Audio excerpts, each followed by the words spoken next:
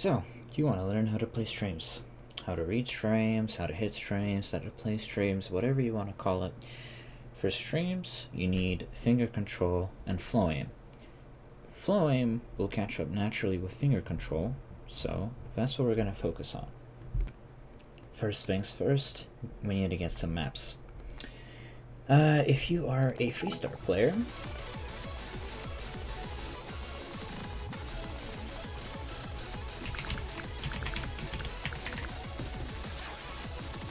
so if you're playing Freestars, you're gonna want Pieces, Sad Machine, and Sounds Compilation for sure, for finger control. There's also some more, but I am having trouble finding them right now. If you want a lot of maps, like if you want me to send you a whole collection, so here it's 87, just DM me on Discord or ask on Discord or whatever. As you can see, I have more maps for 4 to 5 star players. If you're in here, you're gonna want this for sure. And this map. This map can single-handedly teach you finger control. Just this map. I don't mean to say that you should play only this map, but definitely play this map. So yeah, this is what we're going to start with. Because, yeah, I forgot to mention rhythm sense.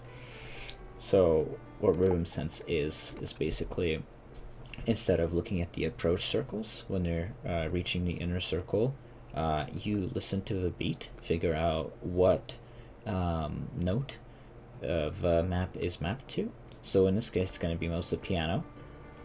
And so instead of clicking based on approach circle, you click when you hear the note that it's mapped to. So when you hear piano note, you click. So yeah, there you go. I'm going to play this through just a little bit in the beginning, so you can see what it looks like.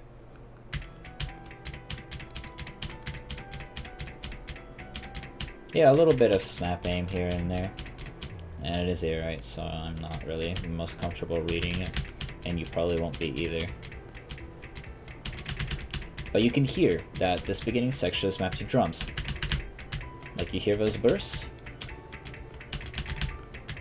They're mapped to drums. So you click when you hear a drum beat, and I am horribly not warmed up, and it is cold, and that's why my accuracy is so bad. But we're just gonna ignore that, because whatever. A lot of players struggle clicking slow enough, so I'm going to show you how you can slow yourself down, give yourself finger control, and overall how I do it. So how I do it is I play with my wrist. So what does that mean? Well, it's difficult to explain, so I'm going to show you while explaining. Just give me a second. So, playing or clicking with your wrist. Step 1. Obviously, as you can see, my wrist is on my table. When I say play with your wrist, I do not mean play with your hand. Your hand doesn't move. It just chills there. It's your wrist that moves. And I mean it literally. You play with your wrist. So what I'm doing there is, obviously, I'm not just single tapping with my wrist. It's raise, and then I lower a finger, and then tap, and then raise, and then I lower a finger and tap, and so this is what it looks like. My camera is really slow, so it probably looks crap, but whatever. So that's what I mean. So one thing you can do is you can just play with auto, and then you can listen to the map, and then you can tap with your wrist accordingly. So drums, right? So you can see that I'm not just, because it's a lot more difficult. Like you could just hear me struggle right now to hit that right there. It's way easier to use your wrist, have your wrist move up and down, and hit like that. So, what does it look like to play with your wrist in game? I'm gonna play this map, just because there's gonna be a lot of Freestar players watching this, so I'm gonna play a Freestar map that they would be playing. And I'm going to tap with my wrist, and you'll be able to see how that looks like. So one thing you're going to notice right away is that I don't tap with my wrist just on bursts or streams. I actually use it to tap on all notes. I recommend doing that to get used to tapping with your wrist and just the movement in general as well. I also tap with my wrist on jumps. I didn't tap with it there. So yeah, you're not going to be using a wrist forever. Once you are used to a BPM, you're not going to need your wrist anymore. So even if it feels uncomfortable, don't worry, not permanent.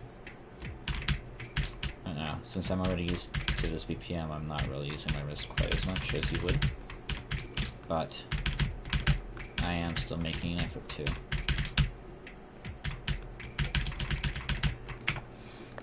So yeah, that's kind of how that looks like. Again, once you're already used to a BPM, you're going to find that you're not using your wrist anymore. And yeah, that's fine. That's great. For higher BPMs, it's going to be practically impossible to use your wrist. But you will need that sense of rhythm that you will learn from these really low BPM maps in order to match your tapping with the higher BPM maps as well. So yeah, you will need to start low. And yeah, once you get at 130 to 160 range, you can go for 170s and then 180s and then 190s. I mean, once you get the 140s to 160s, it's going to be real easy. You're just going to be going up the ladder, and it's going to be really, really simple.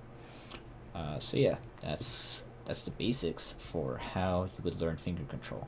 Tap with your wrist, play low BPM maps, play bursts. Yes, even if you're 5 digits, go back to 3 stars, go back to 4 stars, do these really slow, really low BPM maps, because that's how you do it. Whenever I'm coaching a new player, or new, it's like 300k, 200k, I even coached an 80k, I've always sent them back to 3 and 4 stars, because that's where you learn finger control. You learn pretty much all skill sets in that 4-star range. After that, it's just working on consistency so you can play the higher difficulties.